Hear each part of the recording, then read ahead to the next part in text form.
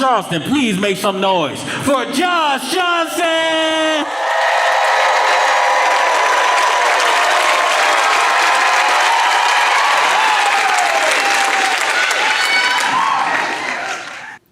I was talking to one of my friends, and he said that he knew, the first time he knew his neighborhood was broke was when the bank closed. It's a pretty good indicator. The bank holds that branch's money, and that branch is falling off. And said he went to the bank. And, he basically just straight up asked the teller, he's like, hey, do you know why this branch is closing? And she was like, are you here to make a deposit or a withdrawal? And he was like, withdrawal. And she was like, yeah, that's why. That's it in a nutshell. That's exactly what's happening. You do enough of that, and then there is no bank. We're just kind of a building with a little bit of parking.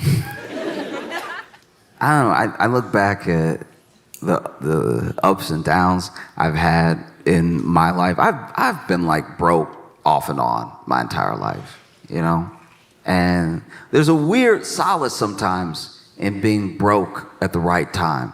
Everyone thinks that the security is in having means and having money, but sometimes not being a part of the circus is its own solace in a weird way.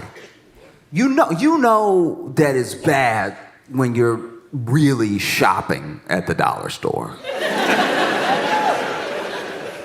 There are things anybody could use at the dollar store. You need a fly swatter, you might as well run up in the dollar store. You know what I mean? You need a dustpan, might as well run up in the dollar store. But if you're really shopping at the dollar store, things are not great.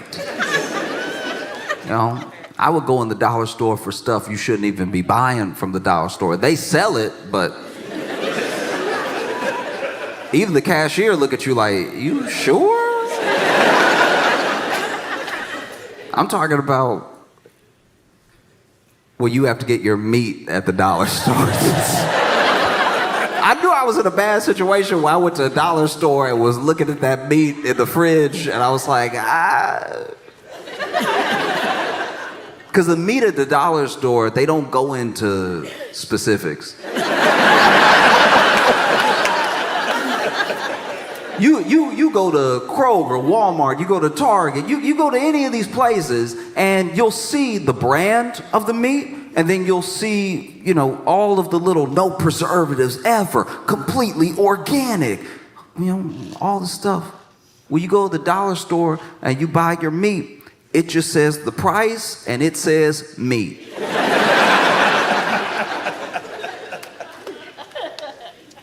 And you're like, maybe if I don't ask any questions, it can be whatever I think it is. Because then, I also got a lot of stuff at the dollar store, even as a kid, that I look back and I'm like, that probably wasn't the best. Like a good example, if you know, when you shop at a dollar store, especially if you ever got toys at the dollar store, that dollar store toys are in a very specific, slightly copyright infringed arena of toy. You would have a G.I. Joe, but it doesn't say G.I. Joe. It just says soldier. And you buy the soldier, and it even got the setup like a G.I. Joe, like it stands like a G.I. Joe, but the legs a little too short. So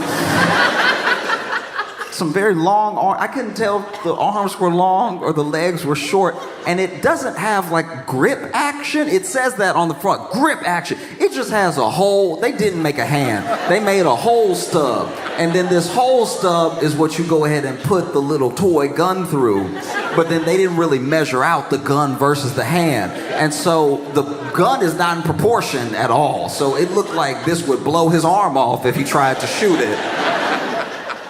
But you bring it home and you're playing with it. And you're like, yeah, soldier, get him. And he's like, I'm gonna get him. Oh, I'm gonna get him. They getting it right now. Trust me. Nah, they getting it. Look. Point me over here. No, it was terrible. It was very bad. It was horrible. You know, you would have those dollar store crayons. That's another one. It's a very specific type of drawing as a kid, because those dollar store crayons, they melt in your hand. So you got to be quick with it. You got some imagination. It needs to come out now. You got to put those crayons in the fridge. I remember being around some of these crayon kids being like, your crayon's stale as hell. Man, y'all don't even freshen up your crayons. That's crazy. That's why your pictures stink. You know what I mean? My pictures smell like leftovers.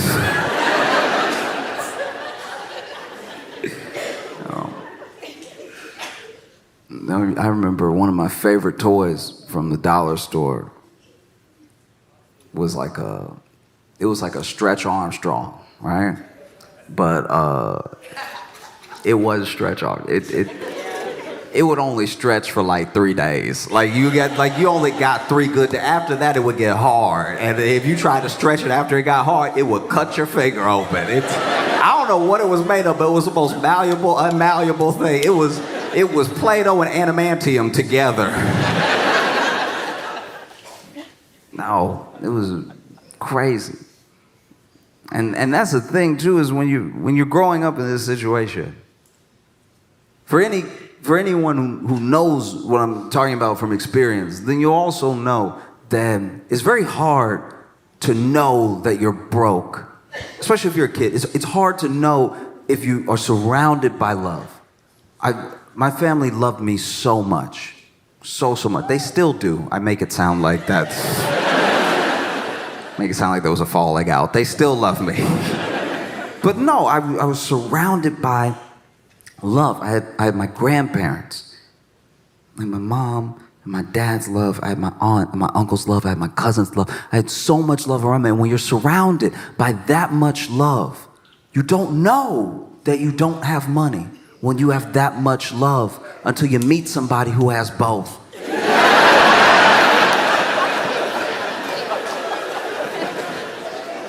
That is a curious experience. Like when you're like, oh, you got both parents and a pool? Okay, I think there can be upgrades to life. I see that now. To me, greed is a paradox, because you want everything. Even if you have more than enough, even if you have so much that what you have is starting to hurt you in the long run.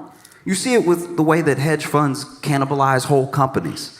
It's like, okay, everybody made some short-term profit, but now this thing that people used to love doesn't exist. You know?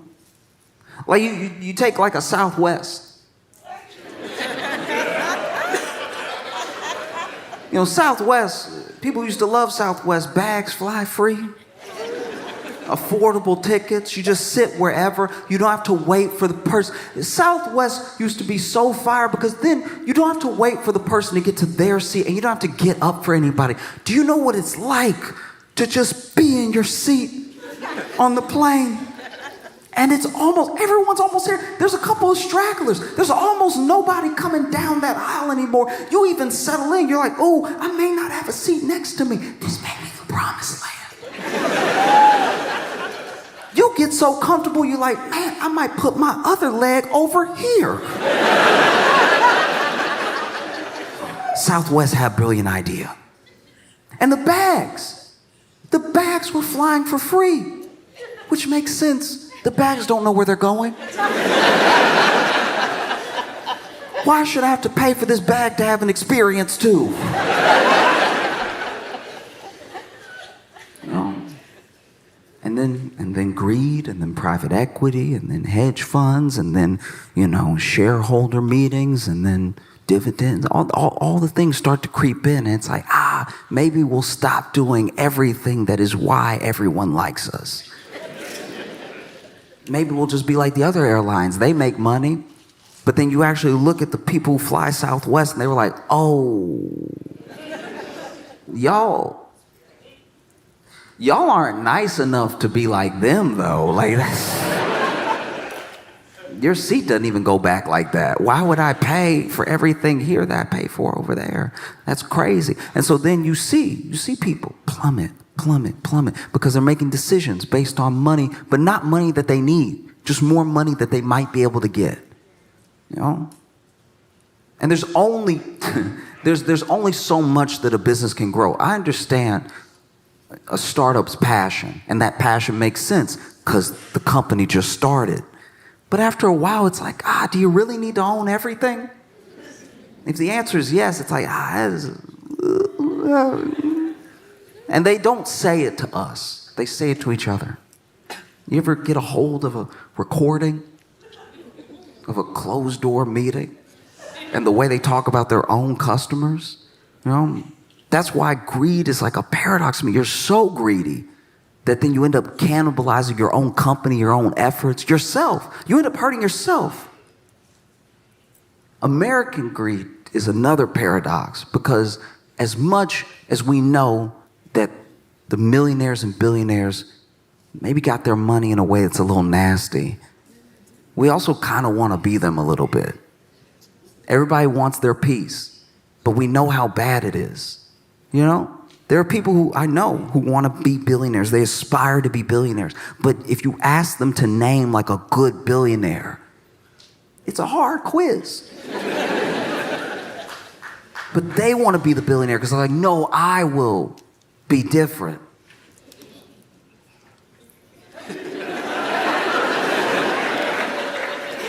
How? You know? That to me is like a drug dealer saying, no, I'm gonna be different. Oh, how so? Oh, I'll only sell drugs to bad people.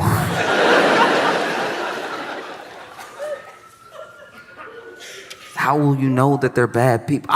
You know, word will get around and they'll buy my drugs and I'll be like, that's a bad guy. No, it's not gonna be different just because it's you. That's the trick as well. No, it's different when I do it. It's different when it's me. It's different when it's for me. It's different when it's for my family. Right? So then you hear people talk about recession. That recession is coming, recession is looming. And to be fair, people have said that since the last recession. Every year, I'm not an economist, but every year there's somebody that's like, it's coming. Get ready, batten down the hatches. And so you're in this situation where, you know, people are very worried, and understandably so. Because it's not really about the money. Money is mostly like the conduit. Money's mostly the placeholder. There are people who find money to be a game, and for them, the number is the important thing. How much actual money they can stack and hoard is the real thing. I want to show how rich I am is the real thing. But for almost everybody else, it's about their survival. It's about taking care of yourself. It's about taking care of the people that you love. So when they hear that there's going to be a recession, they're not really thinking like, oh, the number will go down. They're thinking about food. They're thinking about housing. They're thinking about resources. You know, and the only way forward is with other people. We've proven that this thing doesn't work. And by this thing, I'm not just talking about like one specific system. I'm not talking about like capitalism. I'm not talking about anything like that. I'm talking about we've proven that a true rat race does not work. I can't believe the world watched Squid Game and was like, yeah, I think I could win the pot. The pot is the problem. You know? And then I think the other problem is that if you are pitted against people, if you're pitted against the other 330 so million Americans, then yeah, the odds look insurmountable. But when you see how many people are actually in your situation, and you see how many millions of people are just like you, and you put yourself on the same side as them, all of a sudden, all of the weight, it gets a little bit easier. You know, There are people around the world that will never have access to the things that we have access to that make it work. And so sometimes we stress, oh, how am I going to make it work? And it's like the number one way is through community. Your future is your neighbor. There's no other way forward. And I know that can be scary. That's an idea where you have to lay down so much trust at the feet of people that you don't know. That's very scary, because I've had good neighbors and I've had bad neighbors. I've had very bad neighbors. I had a neighbor who stole my trash can. It's the trash can. You could just put your trash in there too. Stole my trash can and lived next to me. Like, I'm not gonna notice my trash can. And he was big too, and I'm pretty sure he sold drugs, so I wasn't gonna take my trash can back. But I was like, I will put my trash in my trash can over here though.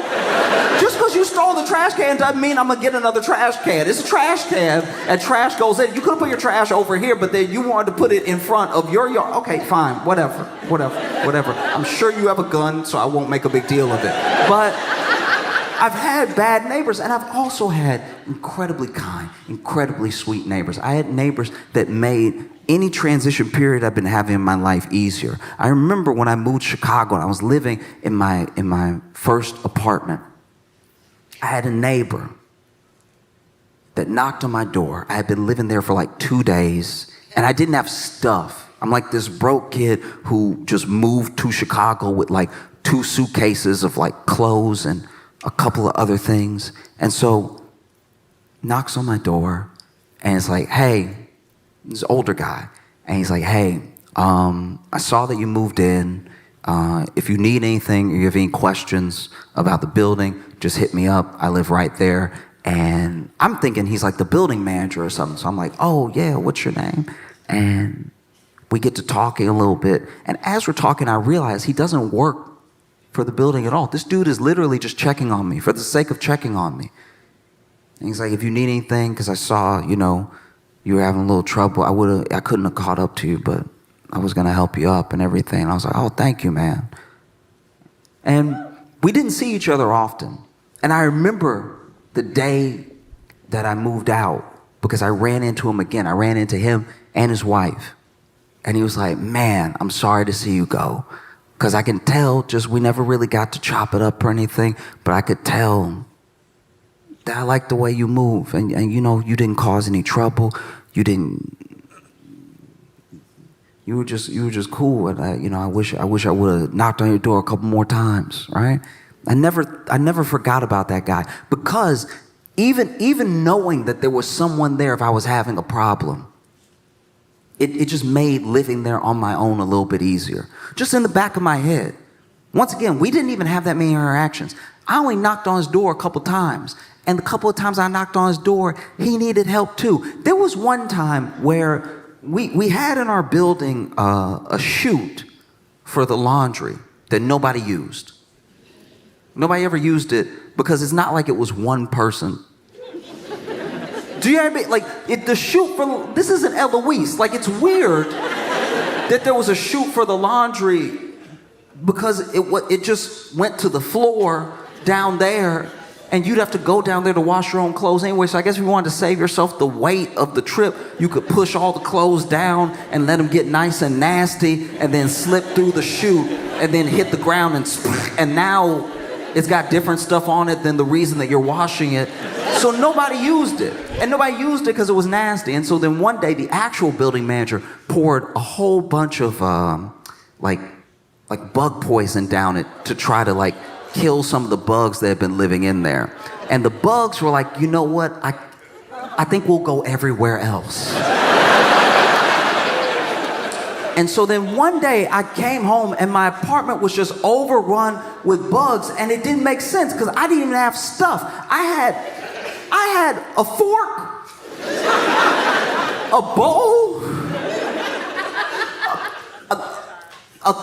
it was kind of like a saucer. It wasn't a plate. It was a plate that you would put a teacup on. I didn't even have dishes to be nasty enough to have all these bugs. So I'm freaking out. I'm killing a bunch of bugs, and then I run over and I knock on his door, and when I open his door, he looks like me. He's like, you too? And both of us just knowing that we're both dealing with bugs was enough to make the whole thing easier. He helped me kill some of my bugs. I helped him kill some of his bugs. And we were both very upset with the building manager. I had another neighbor when I was living this like short little bit in this, I don't even know how to describe it. It was like, it was a house, but it was like, you know how there's it wasn't a duplex. Okay, the house I was living in was like perfectly split in two, right? To make two unlivable houses. Okay, so I wasn't staying there for long, but it was just two completely unlivable houses, right? And I had a neighbor that lived next to me where I moved in, and once again, this older lady, so sweet as could be, knocks on my door, and it's like, hey, I saw that you just moved in. She had baked something, like old school, like out of the movies. She had baked something. She was like, I made you a little something, some muffins. I know moving is hard. I know sometimes you don't have anything to eat right after you move, so this is for you, right? And I was like, oh, I didn't even know what to do. I was like, oh, thank you so much. And she was like, yeah, I like to help people get their bearings. And just so you know, I just want to be the one to tell you so you don't have to find out on your own. There's a crackhead in the wall.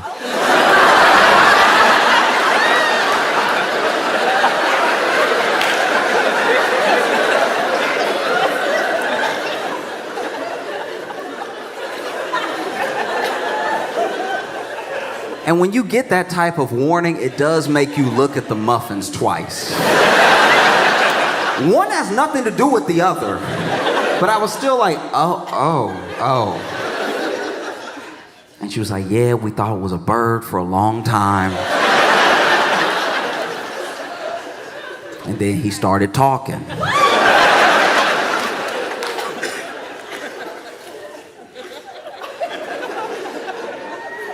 And so if you hear anything in the middle of the night, just pound on the wall a couple times and he'll stop. I was like, okay. All right. Okay. And I closed the door and I sat in silence for the rest of the night, waiting to hear a noise that would never come. It wasn't until like months later I heard some scratching in the wall, and I was like, how does somebody just live with it? And so I knocked on her door, and she came to the door. She was like, you hear him too. And I was like, look, I know you lived here longer than me, but in case it is a bird, maybe we should call animal control. Just throwing it out there, right? And she's like, you can do what you want.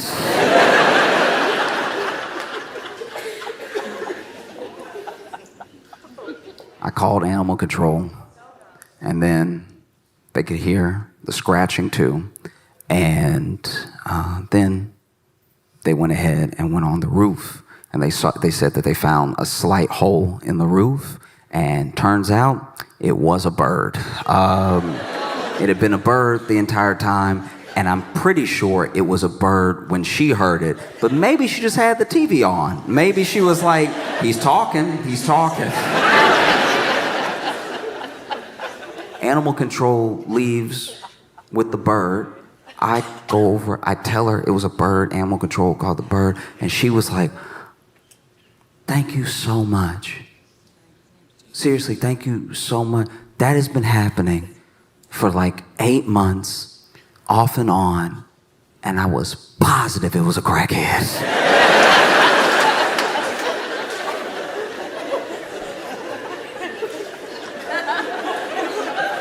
And I guess that's what a good neighbor does. I guess a good neighbor lets you know nobody's in your wall.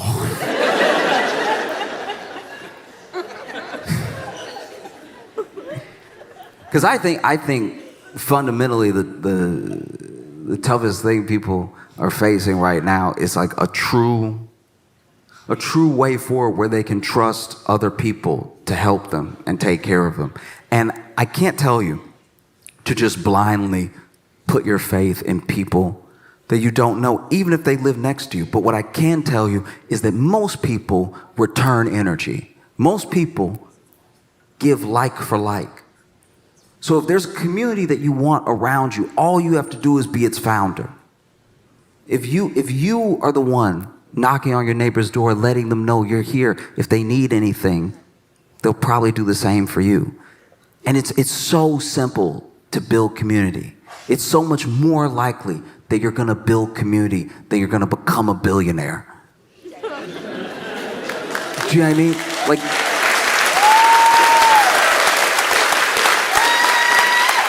both things are incredibly hard to do. They take a lot of hard work and everything, and one of them means everyone will hate you. You know, because when you're broke as well, the thing that happens, I think, the most often is that we have a real misunderstanding of each other. Rich people, the rich people that I've met in my life, no rich person I know feels rich. They feel comfortable. Now, they'll do whatever it takes to maintain their level of comfort, but they don't feel rich. They're like, no, I'm just comfortable. I'm just chilling. And you show them how much they make, and they're like, yeah, I got to maintain, I got kids, And then you show them how much the rest of the world makes, and they're like, ooh. Okay, maybe we don't tell anybody how much I make. And the same thing, when you're broke, there's a genuine misunderstanding around the decisions that people make when they're poor, around the way that people think, because there's not the possibility of thinking past tomorrow, because you're not even sure you're going to get there. Do you know what I mean? When you really don't have means, when you really don't have money, you come off wild sometimes because all your requests are strange, because you're just trying to piece things together just so you can make it to the next day. You know? Like a good example is I used to work at a grocery store, and one time in the break room, we're eating our lunch, and this one dude opened his lunch and then just said out loud to everybody, hey, I made a hamburger at home, but oof, does anybody have a top bun?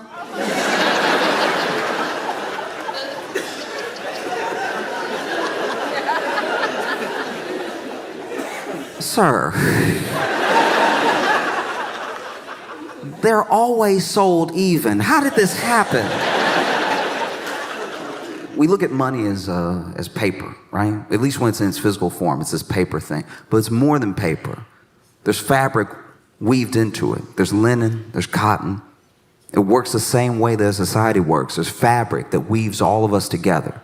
And there are people who have not been able to participate in the opportunities of making money or making their well-being out of these chances in the market the way that other people have. And so when you tell them that a recession is coming, they're like, oh, a what? Okay. I was already broke. Do you know what I mean? What is a recession to somebody who was on the street the whole time? I guess the best example I can give is one time I was at a party with my friends, and I fell in the pool. And falling in the pool at a party is one of the more embarrassing things you can do when it's not a pool party. If you fall in the pool at a party where people are just sort of standing around the pool and talking, you might as well have fallen off the roof. But I fell into the pool at the party, which is not just embarrassing, it's not just annoying because now all my clothes are wet and everything. It's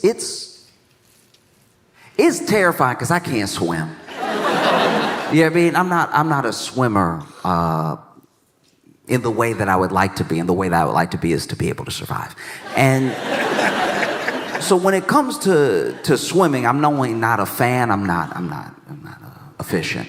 And so I get in the water, and when you don't swim, and I don't just mean can't swim, I'm saying when you don't swim, like for fun or anything, being surrounded by water out of nowhere is very concerning. I didn't realize I had stepped into the pool until I was in the pool. So now what I feel like has happened is that I turned around and water surrounded me. And so I start doing what I think swimming is innately. I start fighting the water, right?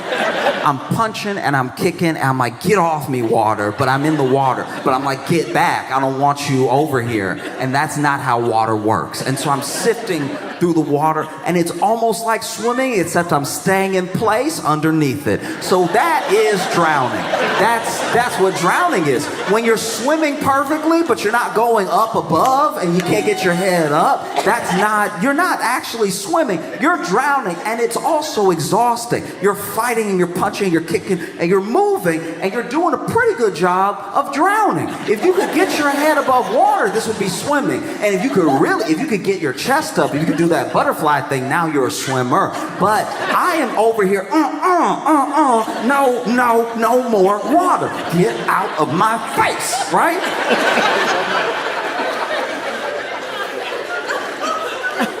So then it takes someone pulling me out of the water for me not to actually drown. And not right after, not soon enough after, but pretty soon after, we leave the party. And not as soon as you would like if you almost drowned. You know what I mean? Like and it's tough too, because like the dude saved you as your ride. So now he's doing you two favors, you know? So then, you know, man saves me. And my buddy pulls me out of the water. And now, you know, we stay an extra 20 minutes because now he's got his Mac points for saving a life in front of everybody, you know? That's what most embarrassing. The only thing more embarrassing than like showing a whole party full of people you can't swim is to be sitting there wet while the person that saved you tries to mac on somebody. Just like, yeah, you know, I do what I can. I do what I can. Try to help out the people, you know, and doing my best. And it's like, also, my man didn't. Look, I'm not necessarily trying to give notes on being saved, but like, my man did jump in the pool and grab me and lift me up and swim me to the shore of the edge of the pool, right? This man just stuck his arm in and kept clawing at me until he got the back of my shirt. That's barely saving. Like. When I tell you that I'm over here, stop it, water, no, I don't want any more. And then he is over here, bow, and he missed like 8 times. So he was punching me in the head while trying to save my life. And he finally hooks his hand behind my collar and pulls me up the way that a cat sort of lifts its kitten in its mouth. You know what I mean? Just sloppy. And then I'm also still fighting. I don't know what's pulling me up, so I don't know if that's more drowning. I don't know what the effects of drowning feel like. So now I'm not necessarily fighting his hand, but I am still fighting the water. And so if you were on the other side of the pool, it does look like I was drowning. He reached in, dunked me one more time just to be safe, and then pulled me up. Because I don't know that he's trying to help me. But when he finally pulls me up and I'm over here coughing up the water and everything, this man helps me get up out of the pool and then immediately sees the eyes on him and everything, sees the opportunity, and he's like, oh, yeah, you know. I do what I can. Also, I know he saved my life and everything, but also the fact that he didn't need to roll his sleeves up like that. Like that was even more just worth like, oh yeah, you know, I tried. Now you sitting here wet, just like, can you wrap it up, get the number or don't? And so then me, him, and some other friends head to his car once he's ready to leave, and his car won't start. Waited for nothing. Now, luckily, we were staying at his house, and luckily he did live close enough to the party that we could walk. It was like maybe, I don't know, like a mile and some change. It wasn't crazy. And so we start walking. As we start walking, it starts drizzling. And then it's drizzling a little bit more, drizzling a little bit harder, and then it really starts raining. And when it starts raining, all my friends did a different thing when it was raining. Like, I had one friend that did the turtle. Just walking and just trying to... And I get it, because he has some deep collarbones. He would have had 2 lakes on either side of his neck if he had just let the water hit. That would have been 2 puddles he had to carry. So I understand him trying to... Then I had another friend who was over here doing this, which genuinely pissed me off. That's one of the craziest things I've seen. You have 2 hands, one hand covering some of your head, but not even efficiently. Where's the distance management here? You'd be better putting the hand on your head. Then I had another friend who just decided to lean forward, because I guess he just doesn't want a wet front. He's just cool with it all hitting the back. And as it's raining and raining, my friend was over here doing this, turns to me, because I'm just walking. I'm not doing any of this. I'm just walking normal. And they're like, oh, Josh, you must not mind the rain.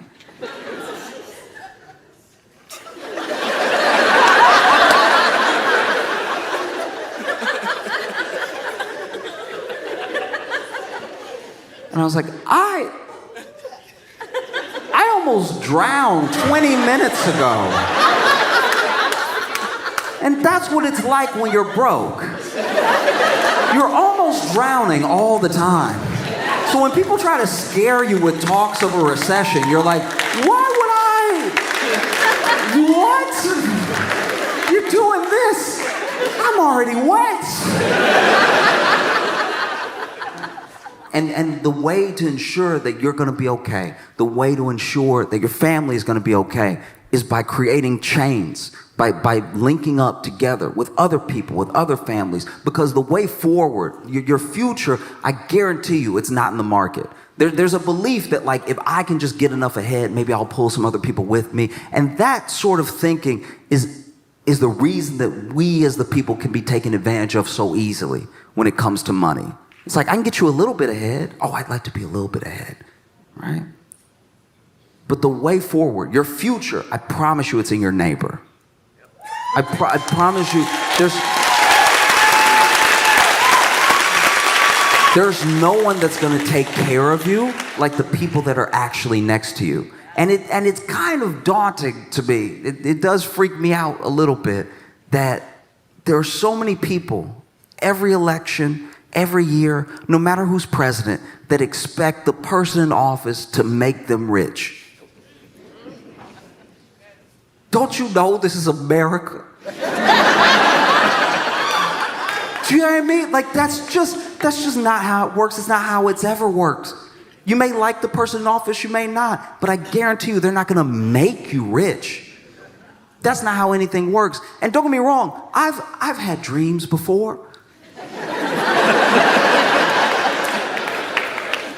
I had a hard time getting to know people, and I had a hard time communicating with people. I'm an only child, and my mom wanted me to have friends so I wouldn't be crazy.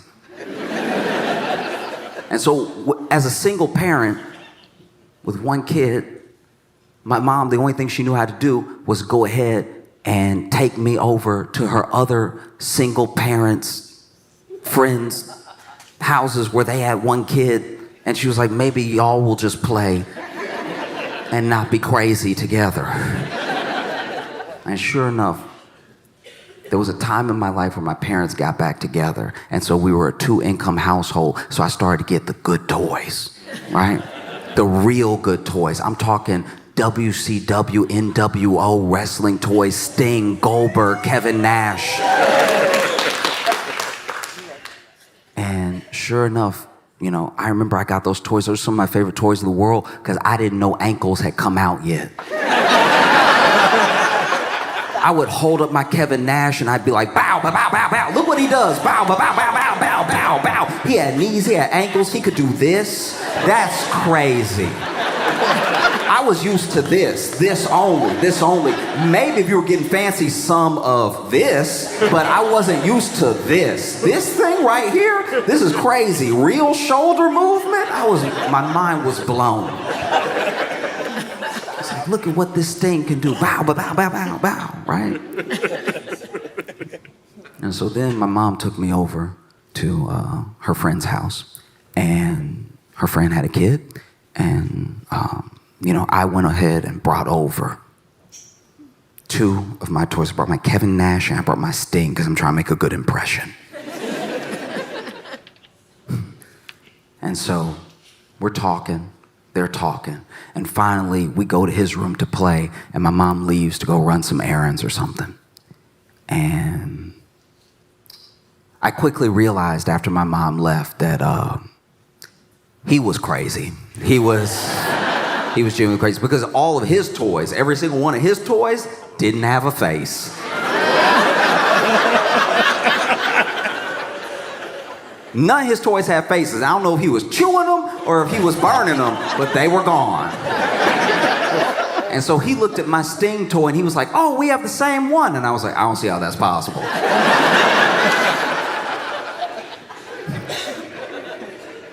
I don't see how that's possible. And then sure enough, this kid pulls out his Sting toy, and I know we have the same toy because the Sting had the jacket. The jacket you could put on, you could take off and everything.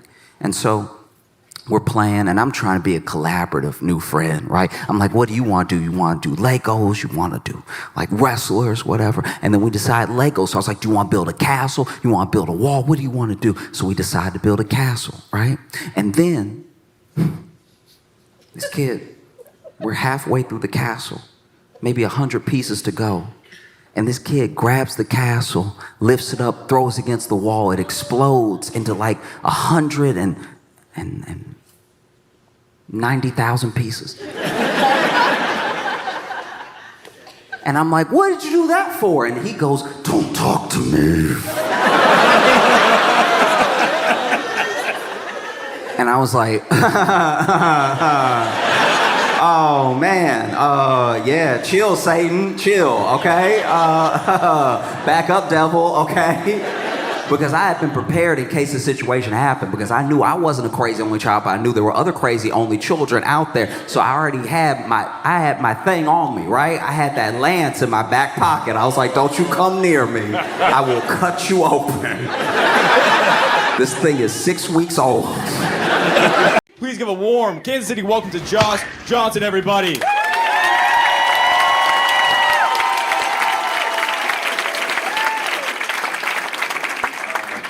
I've been reading a lot of history lately. I don't know why, but maybe it's because it's such a fraught time. Feels better to read history just to be reminded, like, oh, that was worse. You know?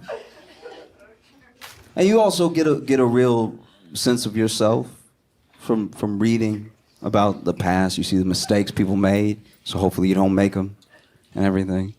And I was reading a lot about Juneteenth because Juneteenth is coming up, and admittedly, like, you know, I learned about Juneteenth pretty young, you know? And I can tell from the scattered clapter that a lot of you don't necessarily celebrate Juneteenth. I'll put you on game real quick.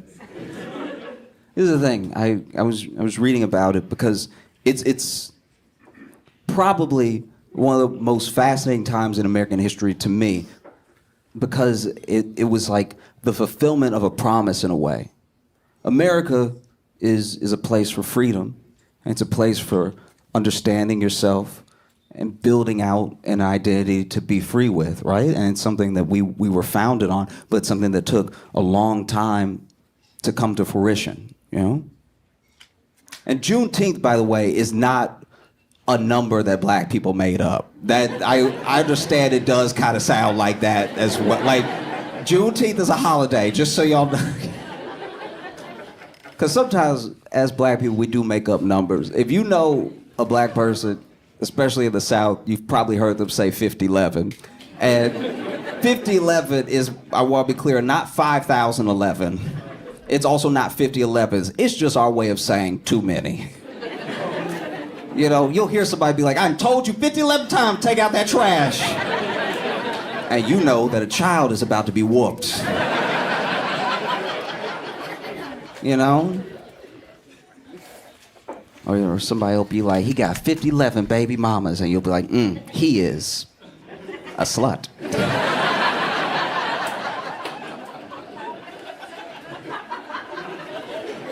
Now, they'll be like, oh, he think he's somebody because he got like $50, something like that, which is just their way of saying a lot. But it would be better to say the actual amount. Which reminds me, okay, this is digressing for a second, but it was very funny to me. One time, a dude from my hometown won the lottery, and he was calling everybody, telling them that he won the lottery, but he didn't win the Powerball. He just won some money, and so he was bragging, but he did. So basically, okay. Because he told me he told me he did this, but then he told me how much he made. I was like, you shouldn't have called anybody. That's not a stranger phone call flex amount of money. That I get that you won, I'm happy for you, but that's not the amount to be sending people off with. Because he called his ex and he was like, hey, looks like you fucked up because I just won the lottery, all right? You looking at the winner of $60,000. And I was like, that's salary. Like, don't do this. After taxes, that is $30,000, sir.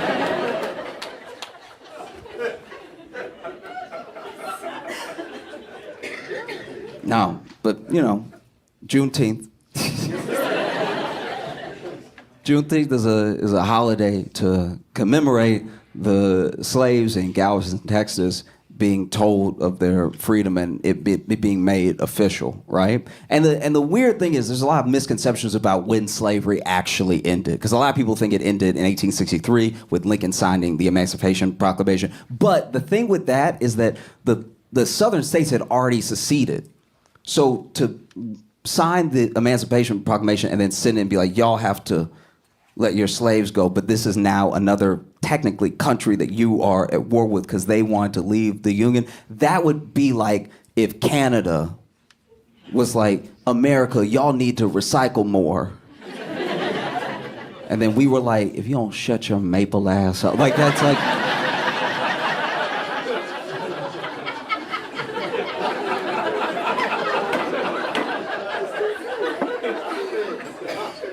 Because the South was at war with the North, this was to, you know, hurt the southern states that had slavery. And one of the states was actually left off of the Emancipation Proclamation because they had already taken control of it, you know?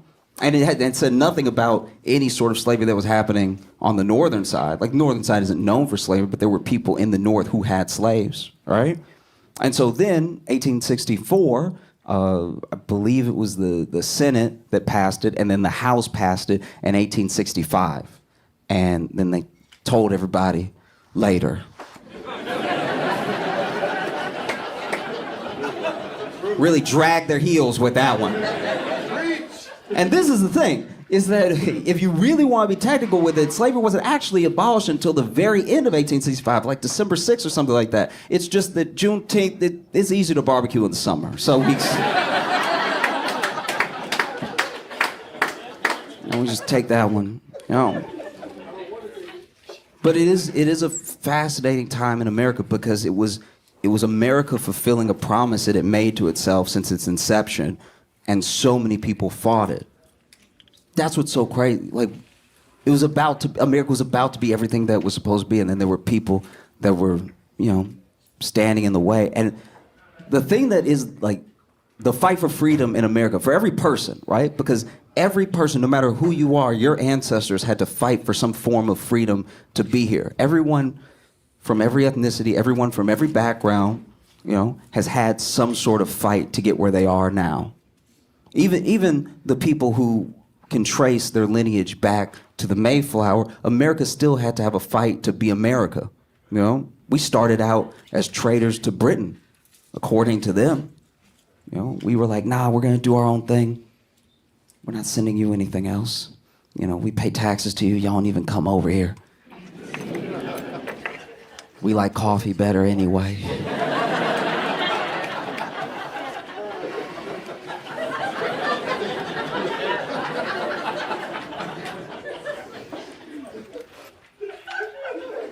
And this is the thing, though, is that you look at that time, and for every war that America had to fight to be America, to become America, the way that we understand it now, black people fought in those wars. You know, it's not talked about as often, but there were black people that fought in the American Revolution. There were black people that were fighting right alongside other white people in other regiments. Not every regiment was even fully segregated. And, you know, part of it was the desperation. We're fighting for our existence as a country, you know? And then we win, and then the founding fathers, everybody's like, yeah, we're free. And black people were like, yeah, we're free. And then they were like, what do you mean we? No? Isn't that crazy? Isn't that an insane feeling? You fight for the place to become the place, and you don't get to be part of the place yet. And then, you know, all the way up to the Civil War, for us to have a truly, deeply imperfect union, there was this battle that took place, and there were black people that fought on both sides of the Civil War, which is confusing.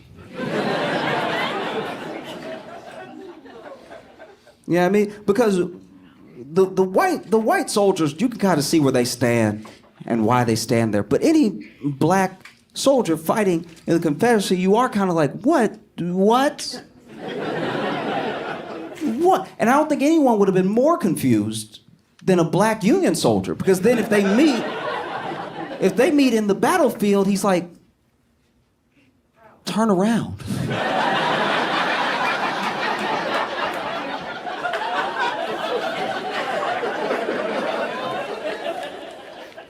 Now, it's important to understand that whether it was the American Revolution or whether it was the Civil War, on both sides, black people fought for promises. The same way that America made a promise to itself, it also made promises to every people of every nation that would come here, right? It's why people come from Ireland, from Italy, from all these places that immigrated, that came to Ellis Island. They came for that promise, and that was a promise that was also made to the black people that were already here. You'll be part of America, right? And so in some weird way, sometimes it was due to the threat of death, sometimes it was just to get off the plantation, sometimes it was with the promise of freedom. There were black people that fought in the Confederacy, you know? And I'm pretty sure they didn't try that hard.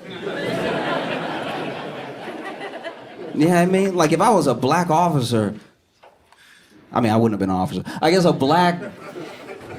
black soldier in the Confederacy, I think when I shoot, I'd be like, oops. I missed. I hope he doesn't get over here and free everybody. That'd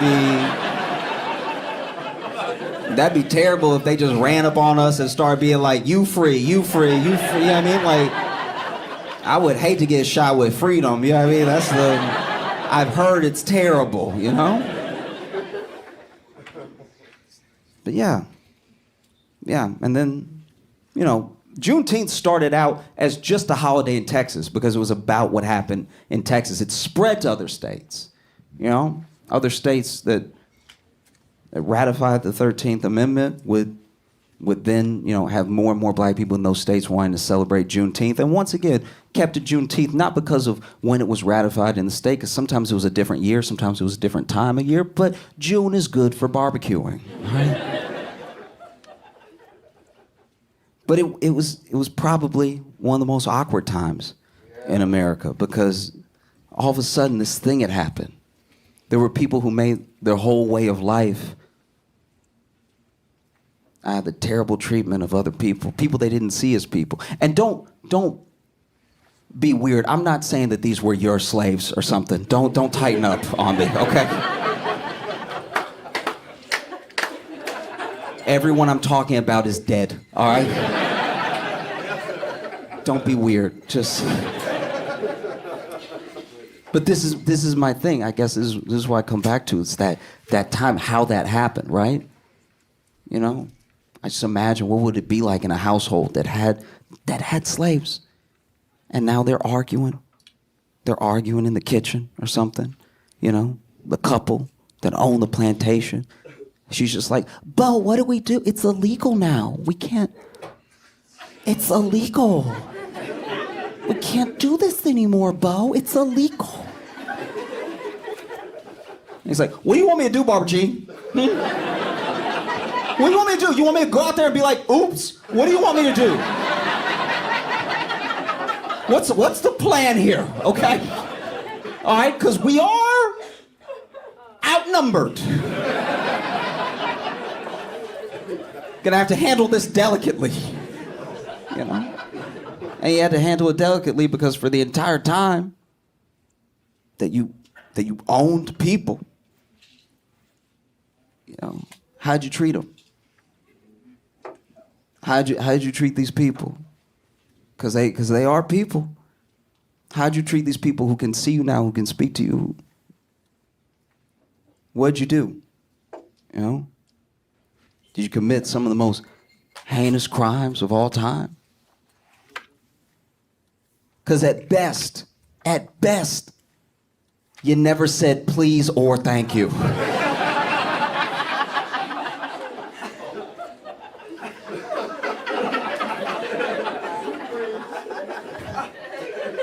So you're reasonably terrified now that they can, you know, so they're just arguing in the kitchen, I imagine, just like, what do you want me to do? What's this? And then somebody who worked in the house overheard the argument and was like, we're free?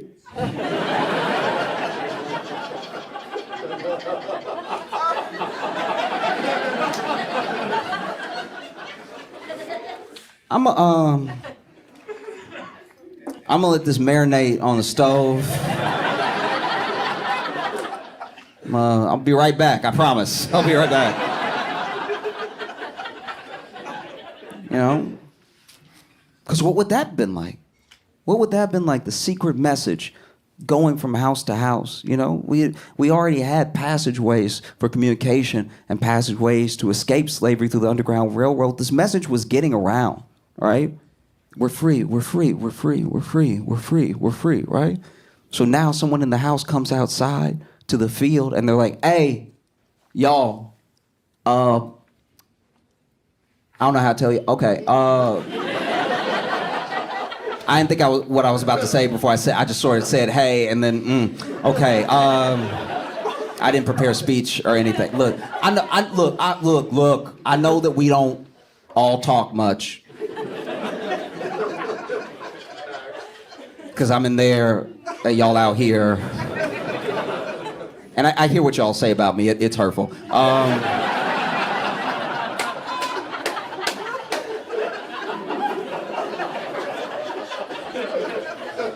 It like y'all yell it, so I, you know what I mean? Like but we're free. We're free to go. And then everybody was probably like, free to go where? You know what I mean? Because this is the thing about the 13th Amendment that is mind-blowing. It abolished slavery except in the case of the prison, right? And the practices that you could constitute as slavery continued way after slavery. There were sharecropping. There were all of these different little systems to keep slavery intact. It's why we have unpaid internships, you know?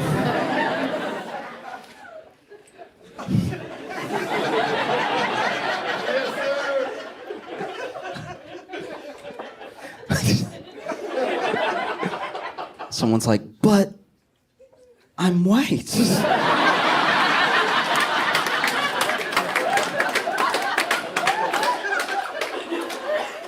Yes, even you.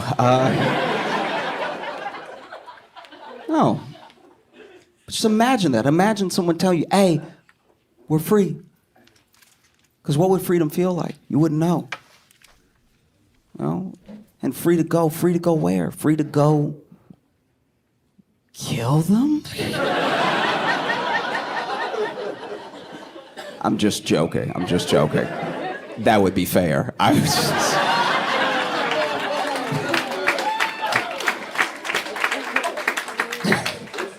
No, it's just, it's mind-blowing to me because, one of my friends, I grew up in Louisiana, so I knew about Juneteenth being so close to Texas, and it was celebrated in Louisiana from a young age. A lot of people try to act like they always celebrate it now, everyone's embarrassed to learn something, you know what I mean? Like, it's a true thing. You see people in New York that are like, oh yeah, Juneteenth every year for Juneteenth. I'm like, all right, maybe, but...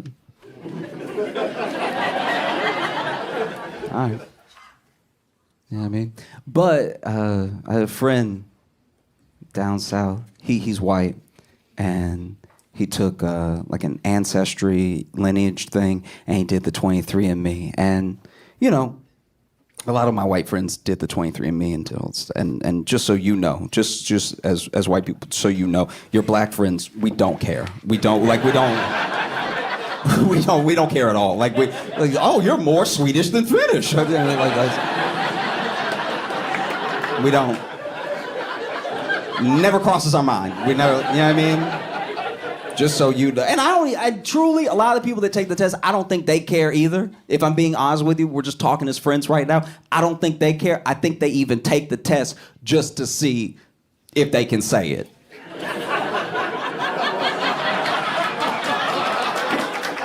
Do you know what I mean? Like, they take the... Because anytime one of your white friends is like, hey, I'm actually 5% black. You're like, all right. Why are you... I don't know, I just wanted to know if I could sing the whole song now.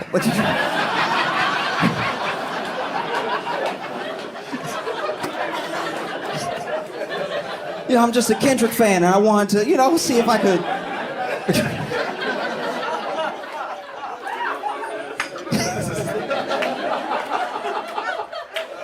No, but he did the ancestry thing, and he did the DNA test, and he found through both that his family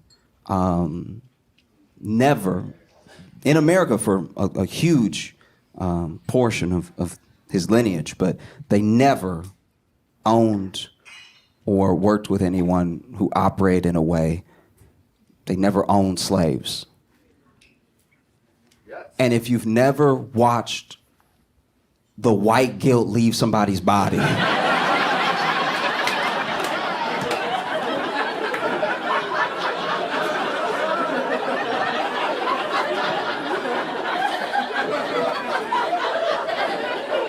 This man was floating.